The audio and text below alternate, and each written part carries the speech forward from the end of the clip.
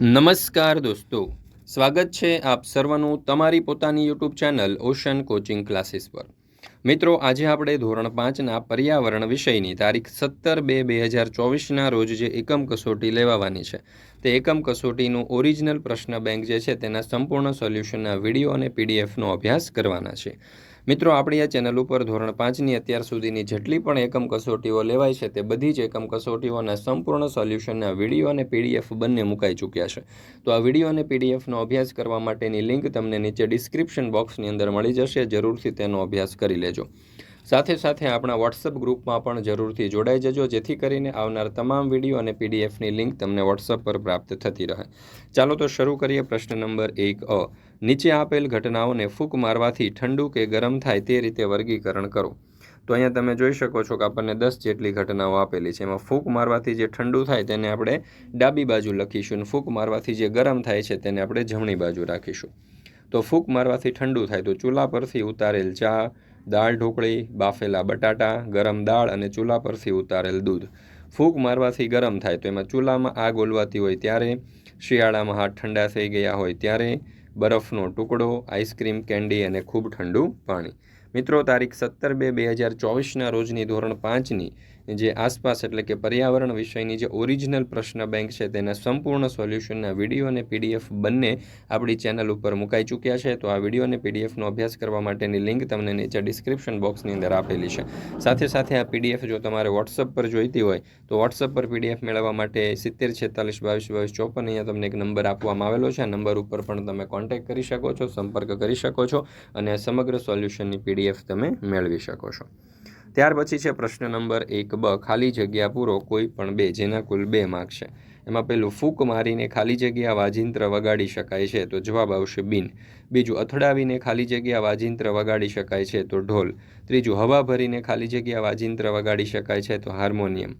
ચોથું, ફૂંક મારીને ખાલી જગ્યા વાજિંત્ર વગાડી શકાય છે, તો વાંસળી। અથડાવીને ખાલી જગ્યા વાજિંત્ર વાગે છે, તો સિતાર। છઠ્ઠું, ફૂંક મારીને ખાલી જગ્યા વાજિંત્ર વાગે છે, તો માઉથ ઓર્ગન। અથડાવીને ખાલી જગ્યા વાજિંત્ર વાગે છે, તો ગિટાર। ફૂંક મારીને ખાલી જગ્યા વાજિંત્ર વાગે છે, તો પાવો। અથડાવીને ખાલી જગ્યા વાજિંત્ર વગાડી શકાય તો નગારું, અને અથડાવીને ખાલી જગ્યા વાજિંત્ર વગાડી શકાય તો મંજીરા। ત્યાર પછી પ્રશ્ન નંબર 1 નીચેના વિધાનો ખરા છે કે ખોટા તે જણાવો। એમાં પહેલું, હવાને ગરમ કરવાથી તે ઊંચે ચડે છે, તો જવાબ આવશે ખરું। બીજું, હવાને ઠંડી કરવાથી તે ઉપર તરફ ગતિ કરે છે, તો જવાબ આવશે ખોટું। ત્રીજું, ફૂંક મારતા મોઢામાંથી હવા અને વરાળ નીકળે છે, તો જવાબ આવશે ખરું। ચોથું, ઊંડો શ્વાસ લેવાથી છાતીનું કદ ઘટે છે, તો જવાબ આવશે ખોટું। પાંચમું, ખાલી ફુગવાનું વજન હવા ભરેલા ફુગ્ગા કરતાં વધુ હોય છે, તો જવાબ આવશે ખોટું। ત્યાર પછી પ્રશ્ન નંબર 2 નીચે આપેલી બાબતો સુટેવ છે કે કુટેવ તે જણાવો। એમાં પહેલું, કચરો કચરા પેટીમાં નાખવો જોઈએ, તો આ સુટેવ છે। બીજું, ભૂખ્યા માણસને ભોજન આપવું જોઈએ, તો આ પણ સુટેવ છે। ત્રીજું, પૂનમ મોં ધોતા સમયે સતત નળ શરૂ રાખે છે, તો આ કુટેવ છે। ચોથું, ગટર સાફ કરનાર વ્યક્તિ સાથે સારું વર્તન કરવું જોઈએ, તો આ સુટેવ છે। આપણે રસ્તાની બાજુમાં શૌચ માટે જવું જોઈએ, તો આ પણ કુટેવ છે। છઠ્ઠું, નિશા ચોકલેટનું કાગળ કચરા પેટીમાં નાખે છે, તો સુટેવ છે। રુચિ ઘરનો કચરો વાળીને બહાર ફેંકે છે, તો કુટેવ છે। શાળાને સ્વચ્છ રાખવા કચરો કચરા પેટીમાં નાખવો જોઈએ, તો સુટેવ છે। સફાઈ કામદારને મદદરૂપ થવું જોઈએ, તો આ સુટેવ છે। ઘર આંગણામાં ગંદા પાણીનો નિકાલ ખુલ્લામાં કરવો જોઈએ, તો કુટેવ। શેઠ નોકરને ઓછા વેતને પૂરા દિવસ કામ કરાવે છે, તો કુટેવ। રાધિકા વેસ્ટ પ્લાસ્ટિકમાંથી સુંદર કલાત્મક નમૂના બનાવે છે, તો સુટેવ। હિરલ એલપીજી હોવા છતાં રસોઈ કરવા છાણાના મૂળનો ઉપયોગ કરે છે, તો કુટેવ। મુકેશભાઈ તેના ધોરણ 5માં ભણતા દીકરાને દરરોજ મજૂરીએ લઈ જાય છે, તો એ કુટેવ થશે। ત્યાર પછી પાંચમું, ભવ્યા તેના મમ્મીને ઘર સ્વચ્છ રાખવામાં મદદ કરે છે, તો સુટેવ। ખાતરના કારખાનાના માલિક તેના કામદારોની નિયમિત દાક્તરી તપાસ કરાવે છે, તો સુટેવ। આપણે સ્વચ્છતા વેરો નિયમિત ભરવો જોઈએ, તો સુટેવ। બીમાર વ્યક્તિને ડૉક્ટર પાસે લઈ જવા જોઈએ, તો સુટેવ। રસ્તા પર ઘાયલ વ્યક્તિને મદદ થવી જોઈએ, તો સુટેવ। જમ્યા બાદનો વધેલ એંઠવાડ પડોશના ઘર પાસે નાખવો જોઈએ, તો કુટેવ। શાળા અને મેદાનની નિયમિત સફાઈ કરવી જોઈએ, તો સુટેવ। ધ્વનિ તેના મમ્મીને કચરા પોતા કરવાની ના પાડે છે, તો કુટેવ।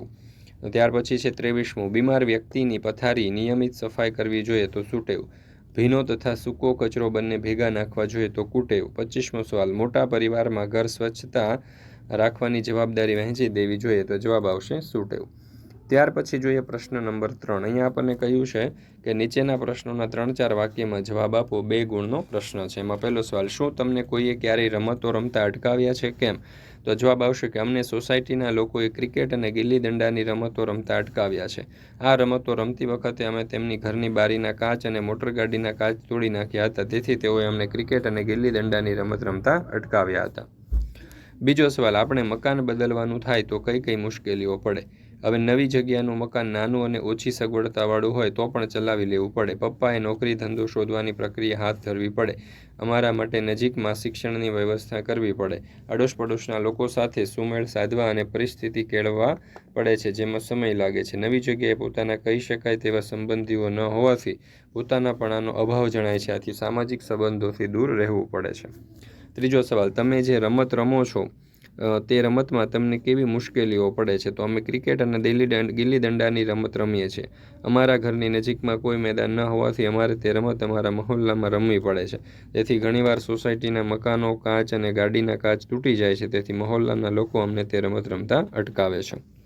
ચોથો સવાલ, તમારા મતે તમારા ગામમાં શું શું હોવું જોઈએ? તો મારા મતે ગામમાં એક આંગણવાડી, શાળા, હોસ્પિટલ, ધાર્મિક સ્થાનો, જાહેર કૂવા, કચરાના અને ગંદા પાણીના નિકાલની વ્યવસ્થા, સારા રસ્તાઓ, લોકો માટે પીવાના ચોખ્ખા પાણીની સુવિધા, દરેક ઘરે શૌચાલયની વ્યવસ્થા હોવી જોઈએ. પાંચમું, તમને તમારા ગામની કઈ કઈ વ્યવસ્થા ઉપયોગી થાય છે? તો અમારા ગામમાં આવેલી પ્રાથમિક શાળામાં અમે ભણી શકીએ છીએ. ગામના પ્રાથમિક આરોગ્ય કેન્દ્રમાં બીમાર વ્યક્તિઓ સારવાર લઈ શકે છે. મેદાનમાં બાળકો રમતો રમી શકે છે. ધાર્મિક સ્થાનોએ જઈને લોકો પોતાની આસ્થા પ્રગટ કરી છે. જાહેર કૂવામાંથી લોકો પાણી લઈ શકે છે. શૌચાલય અને ઘરના ગંદા પાણીના યોગ્ય નિકાલની વ્યવસ્થાના કારણે ગામમાં કોઈ પણ જગ્યાએ ગંદકી જોવા મળતી નથી. પ્રશ્ન નંબર 3બ, નીચેના પ્રશ્નોના 6-7 વાક્યમાં જવાબ આપો. એમાં પહેલું, એવી 3 ચીજ વસ્તુઓના નામ આપો જે શિયાળામાં ગરમ લાગે ને ઉનાળામાં ઠંડી. તો ઘર અથવા તો રૂમ. જ્યારે શિયાળામાં સાંજના સમયે બહારથી ઘરમાં પ્રવેશ કરીએ ત્યારે ઘર આપણને ગરમ લાગે ને ઉનાળામાં દિવસે બહારથી ઘરમાં આવીએ ત્યારે ઘરમાં આપણને ઠંડકનો અનુભવ થાય. બેડ અથવા પલંગ. શિયાળામાં જ્યારે બેડમાં સૂતા હોય ત્યારે બેડ આપણને ગરમ લાગે છે અને ઉનાળામાં જ્યારે સાંજે બેડમાં સૂવા જઈએ ત્યારે બેડમાં આપણને ઠંડકનો અનુભવ થાય છે. જમીનમાં રહેનારા પ્રાણીઓનું દર. તો દરમાં રહેનારા પ્રાણીઓને દર શિયાળામાં ઠંડી સામે રક્ષણ આપી અને ગરમી આપે છે. ઉનાળામાં તે અતિશય ગરમીથી રક્ષણ આપે છે. બીજું, તમારે રહેણાંક માટે ગામ બદલવાનું થાય તો કેવી રીતે તૈયારી કરશો? અમારે ગામ બદલવાનું થાય તો નવા ગામમાં નોકરી કે રોજગારીની શોધ કરવી પડે. બાળકોના શિક્ષણની યોગ્ય વ્યવસ્થા કરવી પડે. રહેવા માટે મકાનની શોધ કરવી પડે. નવા વાતાવરણમાં નવા ગામના લોકો સાથે હળીમળીને રહેવાની તૈયારીઓ કરવી પડે. ત્રીજું, કોઈ નદી ઉપર ડેમ બંધાય ત્યારે તેની આસપાસના વિસ્તારોમાં અને ત્યાં વસતા લોકોમાં શું શું ફેરફાર થાય છે? તો કોઈ નદી પર ડેમ બંધાય ત્યારે તેની આસપાસના વિસ્તારોમાં અને ત્યાં વસતા લોકોના ઘર અને તેમની ખેતીની જમીન ડૂબમાં જાય. તેથી તે લોકોને પોતાનું વતન છોડી બીજા કોઈ સ્થળે સ્થળાંતર કરવું પડે. બીજી જગ્યાએ તે લોકો પોતાના વતનમાં જે ધંધો રોજગાર કરતા હોય તે ના પણ કરી શકે. પોતાના વિસ્તારની શાળા જેવી શાળાઓ પણ ના હોય. આડોશ પડોશના લોકો અને સગા સંબંધીઓ પણ ના હોય. તો આ બધી પરિસ્થિતિઓ સાથે અનુકૂલન સાધવું પડે. તમે જાણતા હોય તેવી 2 રમત વિશે નોંધ કરો. તો હું ક્રિકેટ અને ફૂટબોલ રમત વિશે જાણું છું. ક્રિકેટ એ બેટ અને દડો દ્વારા રમાતી રમત છે જે મૂળ દક્ષિણ ઇંગ્લેન્ડની રમત છે. ક્રિકેટનો સર્વપ્રથમ ઉલ્લેખ 1598માં મળે છે. હાલમાં આ રમત 100 ઉપરાંતના દેશોમાં રમાય છે. 2 ટીમો દ્વારા ક્રિકેટ મેચ રમાય છે જેમાં દરેક ટીમમાં 11 રમતવીરો હોય છે. ક્રિકેટની રમતમાં મારા પ્રિય ખેલાડી વિરાટ કોહલી છે.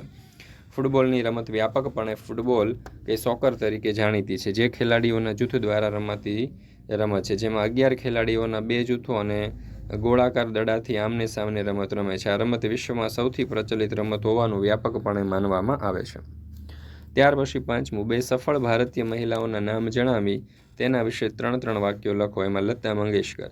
તો સ્વર સામગ્રી તરીકે વિશ્વમાં પોતાની આગવી ઓળખ ધરાવતા લતા મંગેશકર વિવિધ ભાષામાં 40,000 કરતાં પણ વધુ ગીત ગાયા છે. ભારત સરકારે તેમને ભારત રત્ન એવોર્ડથી સન્માનિત કર્યા છે. પ્રતિભા પાટીલ. આપણા દેશના પ્રથમ મહિલા રાષ્ટ્રપતિ બનવાનું ગૌરવ શ્રીમતી પ્રતિભા પાટીલ ધરાવે છે. રાજસ્થાનની આ મહિલા આગેવાને આ સ્થાન શોભાવ્યું હતું. તેમની સરળતા અને સહજ જીવનશૈલી માટે તેમને યાદ કરવામાં આવે છે. ત્યાર પછી પ્રશ્ન નંબર 4 ખોટી વિગત છેકી નાખો કોઈ પણ 2. એમાં પેલું, જાહેર સ્થળો ઉપર સફાઈ કરવાનું કામ કંડક્ટર કે સફાઈ કામદારનું છે? તો સફાઈ કામદારનું છે એટલે કંડક્ટર ઉપર છેકો. શરીર સ્વચ્છ રાખવાથી બીમાર કે તંદુરસ્ત રહેવાય? તો તંદુરસ્ત રહેવાય એટલે બીમાર ઉપર છેકો. કચરો હંમેશા કચરાપેટી કે ટપાલ પેટીમાં નાખવો જોઈએ? તો કચરાપેટીમાં, એટલે ટપાલ પેટી ઉપર છેકો. મેદાની રમત રમવાથી સ્વાસ્થ્ય બગડે કે સુધરે છે? તો સુધરે છે, એટલે બગડે ઉપર છેકો. ઘરમાં રમી શકાય તેવી રમત કેરમ કે ફૂટબોલ છે? તો કેરમ છે, એટલે ફૂટબોલ ઉપર છેકો. છઠ્ઠું, જો દરેક વ્યક્તિ સ્વચ્છતા રાખે તો પાયલોટ કે સફાઈ કામદારનું કામ ઘટે? તો સફાઈ કામદારનું, એટલે પાયલોટ ઉપર છેકો. જાહેર સ્થળોએ સ્વચ્છતા રાખવાથી સફાઈ કામદારનું કામ વધે કે ઘટે? તો ઘટે, એટલે વધે ઉપર છેકો. શાકભાજીનો કચરો એ લીલો કે સૂકો કચરો ગણાય? તો લીલો ગણાય, એટલે સૂકા ઉપર છેકો. પૂંઠાનો કચરો એ સૂકો કચરો ગણાય? તો લીલા ઉપર છેકો. નદીનું પાણી રોકવા માટે બંધ કે ઇમારત બનાવવામાં આવે છે? તો બંધ બનાવવામાં આવે છે, એટલે ઇમારત ઉપર છેકો. ગાંધીજી એ સફાઈ કામને કલા કેમ કહે છે? ગાંધીજીનું માનવું હતું કે કોઈ પણ નવું કામ શીખવું એ એક કલા છે. તેથી ગાંધીજીના મત અનુસાર સફાઈ કામ પણ એક કલા જ કહેવાય. ગાંધીજીના મતે દરેક વ્યક્તિ પોતાની સફાઈ જાતે કરશે તો સમાજમાંથી ઊંચ નીચનો ભેદભાવ દૂર થઈ જશે. બીજું, સ્વચ્છતા અભિયાન વિશે તમે શું જાણો છો?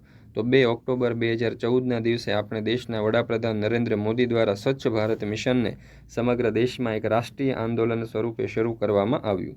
સ્વચ્છતા માટે જન આંદોલનનું નેતૃત્વ કરતા વડાપ્રધાને લોકોને મહાત્મા ગાંધીના સ્વચ્છ અને આરોગ્યપ્રદ ભારતના સપનાને સાકાર કરવાનું આહ્વાન કર્યું હતું. શ્રી નરેન્દ્ર મોદીએ ખુદે મંદિર માર્ગ પોલીસ સ્ટેશન ખાતે સ્વચ્છતા અભિયાનની શરૂઆત કરી હતી. ગંદકી સાફ કરવા, સાવરણો ઉપાડી અને સ્વચ્છ ભારત અભિયાનને સમગ્ર દેશમાં જન આંદોલન બનાવવા વડાપ્રધાને કહ્યું હતું કે લોકોએ કચરો કરવો ન જોઈએ કે અન્યોને કચરો કરવા દેવો ન જોઈએ. ના ગંદકી કરેંગે ના કરને દેંગેનો મંત્ર આપ્યો હતો. શ્રી નરેન્દ્ર મોદીએ સ્વચ્છતા અભિયાનમાં નવા લોકોને આમંત્રણ આપ્યું હતું અને તેમને પણ બીજા 9 લોકોને પહેલમાં જોડાવાની વિનંતી કરી હતી. તમારી શાળામાં સ્વચ્છતા રાખવા તમે શું પ્રયત્ન કરો છો? તો મારી શાળામાં મેદાન વાળવાનો અને વર્ગખંડને સાફ કરવાનો જ્યારે મારી ટુકડીનો વારો આવે ત્યારે હું સફાઈમાં મદદરૂપ થાઉં છું. આ ઉપરાંત પેન્સિલ છોલીને હું કચરો કચરાપેટીમાં નાખું છું. રિસેસમાં નાસ્તો કરતી વખતે નાસ્તો ઢોળાય નહીં તેનું ખૂબ ધ્યાન રાખું છું. ચોથો સવાલ, તમારા ઘરે વધેલો ભોજનનો નિકાલ કઈ રીતે કરવામાં આવે છે? તો મારા ઘરે વધેલું ભોજન ગાય કે કૂતરાને ખવડાવવામાં આવે છે અને જો કોઈ પ્રસંગ દરમિયાન બનાવવામાં આવેલું ભોજન વધારે પ્રમાણમાં વધ્યું હોય તો ગરીબ લોકોને પણ આપવામાં આવે છે. પાંચમો સવાલ, તમારા મમ્મી બજારમાંથી શાકભાજી પ્લાસ્ટિકના ઝબલામાં લઈ આવે છે, તમે તેમને શું સલાહ આપશો?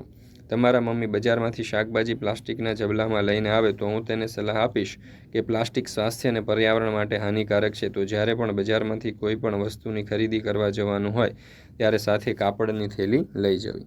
મિત્રો, તારીખ 17/2/2024ના રોજની ધોરણ 5ની જે ઓરિજિનલ પ્રશ્ન બેંક જે છે આસપાસ વિષયની તેના સંપૂર્ણ સોલ્યુશનની PDF જે છે તે જો તમે મેળવવા માંગતા હોય તો અહીંયા તમને નંબર આપવામાં આવેલો છે 7046222254. આ નંબર ઉપર કોન્ટેક્ટ કરી અને તમે વોટ્સઅપ પર આ સમગ્ર સોલ્યુશનની PDF મેળવી શકો છો. તો અવશ્ય આ જે સોલ્યુશન છે તેની PDF મેળવી લેજો. લિંક તમને નીચે ડિસ્ક્રિપ્શન બોક્સની અંદર આપવામાં આવેલી છે. ત્યાર પછી પ્રશ્ન નંબર 5, નીચેનામાંથી કોઈ એક વ્યક્તિ વિશે 5 વાક્ય લખો. એમાં પહેલું, સરિતા ગાયકવાડ. તો સરિતાબેન લક્ષ્મણભાઈ ગાયકવાડ એક ભારતીય દોડવીર મહિલા છે જેનો જન્મ ગુજરાતના ડાંગ જિલ્લાના કરડિયા આંબા ગામના આદિવાસી પરિવારમાં થયો હતો. તેમને 4000 મીટર દોડમાં સુવર્ણચંદ્રક મેળવ્યો છે. તે ગુજરાત સરકારના બેટી બચાવો અભિયાન માટેના બ્રાન્ડ એમ્બેસેડર છે. તે ડાંગ એક્સપ્રેસ તરીકે પ્રસિદ્ધ થયા છે. પારુલ પરમાર. પારુલ હસમુખભાઈ પરમારનો જન્મ ગાંધીનગરમાં થયો હતો. તે બેડમિન્ટનના ખેલાડી હતા. તેમણે બેડમિન્ટનમાં 3 વખત વિશ્વ ચેમ્પિયન મેળવી હતી. તેમની આ સિદ્ધિ બદલ ભારત સરકાર દ્વારા 2009માં તેમને અર્જુન એવોર્ડ અને ગુજરાત સરકાર દ્વારા એકલવ્ય એવોર્ડ એનાયત કરવામાં આવ્યો હતો. હાલ તેઓ ગાંધીનગરમાં રહે છે. ત્રીજું છે ભાવિના પટેલ. ભાવિના હસમુખભાઈ પટેલનો જન્મ 6 નવેમ્બર 1986માં મહેસાણા જિલ્લામાં થયો હતો. ભારત દેશની મહિલા દિવ્યાંગ ટેબલ ટેનિસ ખેલાડી છે. તેઓ પેરા ટેબલ ટેનિસ એસોસિએશન પ્રાદેશિક ચેમ્પિયનશિપ 2013માં મહિલા સિંગલ્સ વર્ગમાં રજત પદક પ્રાપ્ત કર્યો હતો. વિકલાંગ હોવા છતાં 2013 એશિયન ચેમ્પિયનશિપ ખાતે સિલ્વર મેડલ જીતનાર તેણીએ પ્રથમ ભારતીય પેરા ટેબલ ટેનિસ ખેલાડી બની હતી. ત્યાર પછી ચોથું છે કસ્તુરબા ગાંધી. તો કસ્તુરબાનો જન્મ ગુજરાતના પોરબંદરમાં એપ્રિલ 1869માં થયો હતો. તેમના લગ્ન ગાંધીજી સાથે થયા હતા. ગાંધીજી પોતાની પત્નીને બા તરીકે સંબોધતા એટલે તેઓ કસ્તુરબા તરીકે પ્રખ્યાત થયા. ગાંધીજીએ ભારતની સ્વતંત્રતા માટે જે કોઈ પણ આંદોલનો શરૂ કર્યા એમાં કસ્તુરબાએ પણ એક સજ્જ સૈનિક તરીકે ભાગ લીધો હતો. 9 ઓગસ્ટ 1942ના રોજ ભારત છોડો આંદોલનમાં ગાંધીજીની સાથે 73 વર્ષની વયના કસ્તુરબાને પણ પૂનાની આગાખાન જેલમાં બંધ કરવામાં આવ્યા. ત્યાં તેમનું સ્વાસ્થ્ય વધુ કથળ્યું. આખરે 22મી ફેબ્રુઆરી 1944ના રોજ 75 વર્ષીય કસ્તુરબાનું અવસાન થયું. તમે જાણતા હોય તેવી વિશિષ્ટ યોગદાન આપનાર મહિલાઓ. તો મેરી કોમનો જન્મ ઉત્તર પૂર્વ રાજ્ય મણિપુરના ચાનપુરા જિલ્લામાં આવેલા કાંગથોઈ ગામના એક ગરીબ ખેડૂત કુટુંબમાં થયો હતો. તેઓ બોક્સિંગના ખેલાડી હતા. મેરી કોમને બાળપણથી જ રમતમાં રુચિ હતી. તેમણે વર્ષ 2012માં ઓલિમ્પિકમાં કાંસ્ય મેડલ જીતી ભારતનું ગૌરવ વધાર્યું. તેમને ભારત સરકાર દ્વારા પદ્મભૂષણ, અર્જુન એવોર્ડ, પદ્મશ્રી, રાજીવ ગાંધી ખેલરત્ન એવોર્ડ દ્વારા સન્માનિત કરવામાં આવ્યા હતા. દોસ્તો, ફરી મળીશું આપણે એક નવી એકમ કસોટીના સંપૂર્ણ સોલ્યુશન સાથે. મિત્રો, આપણી આ ચેનલ ઉપર અત્યાર સુધીની જેટલી પણ એકમ કસોટીઓ લેવાય છે તે બધી જ એકમ કસોટીઓના સંપૂર્ણ સોલ્યુશનના વિડીયો અને પીડીએફ બંને મુકાઈ ચૂક્યા છે. તો આ વિડીયો અને પીડીએફનો અભ્યાસ કરવા માટેની લિંક તમને નીચે ડિસ્ક્રિપ્શન બોક્સની અંદર આપેલી છે. જરૂરથી તેનો અભ્યાસ કરી લેજો.